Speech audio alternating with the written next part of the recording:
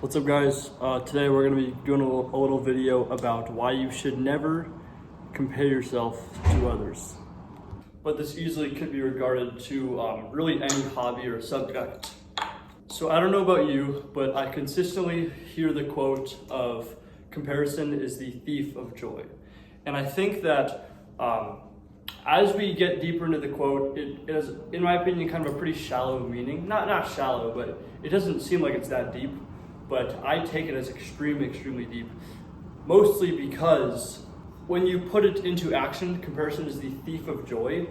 That pretty much means that whatever you do, as long as no matter how fast you're progressing, how little you're progressing, if you're consistently comparing yourself to someone that has way different circumstances than you, lives a whole completely separate life, except you're still just comparing each individual thing, right? Like with kendama, let's say, like, how's your juggles compared to his? How's your stalls compared to his? You won't find any joy out of it. And that's so scary because predominantly, kendama is supposed to be a very fun thing. And I crossed this bridge a while back. I definitely have dealt with this before, especially watching players who had been playing very similar time as me, but just were that much better, which I deep down I couldn't stand because I didn't know why.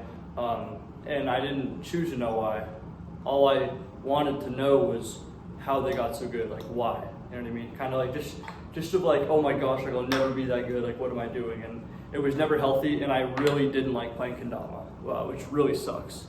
So at that point in time, I definitely had the discipline to play. Like I was playing every day, I was like, I wanted to get better because I didn't know what else to do with my life, if that makes sense. And that kind of sounds like something a loser would say, which I could even see myself as being a loser back then, which I very much leveled up my growth and my mindset recently. So that's been a big help. But just thinking in the negatives never helped me like mentally whatsoever. So with my experiences in this, I would just scroll Instagram, see a player that had been playing for a month, or not even a month, like a year to like maybe 2 years, and he was hitting like 6 taps, or he was hitting like tricks that were just out of my league. And what I failed to take into account was their environment, their attitude towards playing, how much they love kendama, just kind of like all these aspects that I never took into account myself, which I really negatively, it affected me. So that was a big thing. Like, so let's say like, and not to like play the victim card, but I would sit there and wonder like how are these guys so much better than me when they were in a very strong like mental environment, which I wasn't, as well as a physical environment. Like they had a bunch of players around them that were really helping them progress.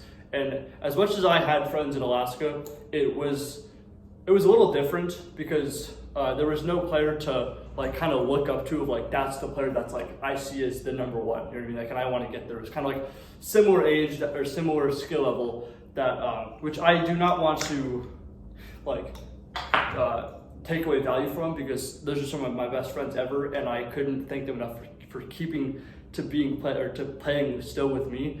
Whether that be like FaceTime every now and then, we'll do like an in-person meetup, like when I go back to Alaska and stuff like that. And the biggest thing that helped me get over this really like nuisance to my playing was just slowly realizing that it doesn't really matter. Like, as all that matters is how much I have fun with this, because I would much rather be like a pretty mid player, but like pick up a kendama and just seeing and being like, oh my God, that is so amazing. And wanting to play every day, no matter what, no matter who was around me, who wasn't around me. It was all just a big thing of like, okay, I'm here to play.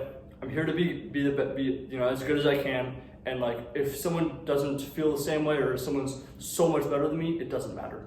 And it's a really hard pill to swallow, like realizing kind of like, oh yeah, like what if I don't get picked up by a brand? Or like, what if I'm not the best player? What if I can't compete in that pro open that I've always wanted to, right?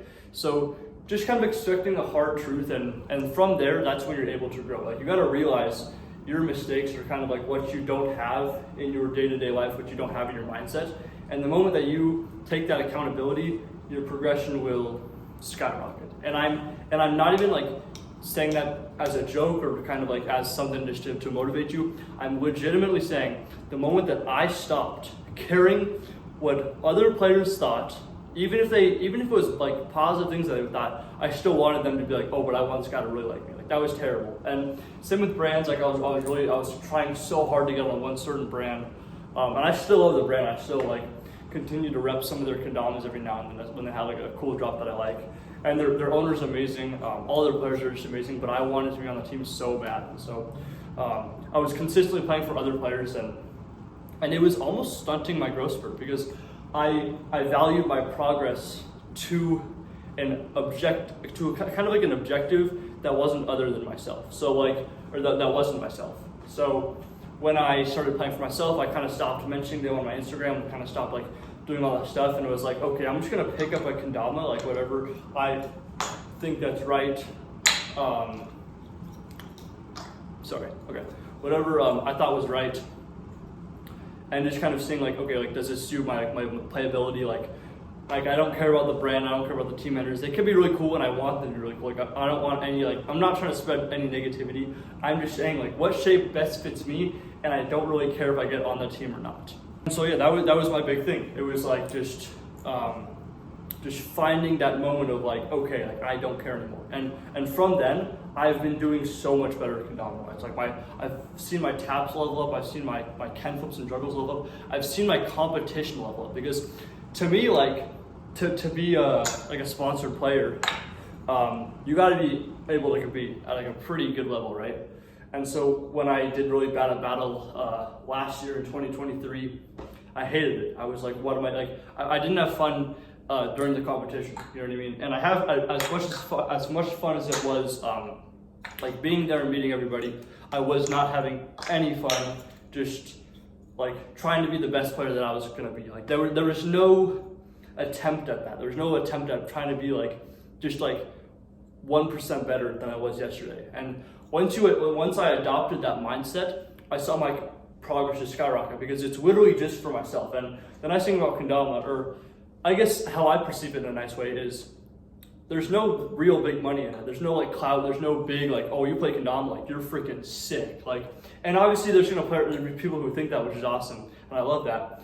But that's not the reason that I play. Like the moment that I kind of like, I'm able to do these videos is because I just simply love kendama. I'm not doing this for anybody. I'm doing this simply just for myself, which I really, really have valued, just compared to my past.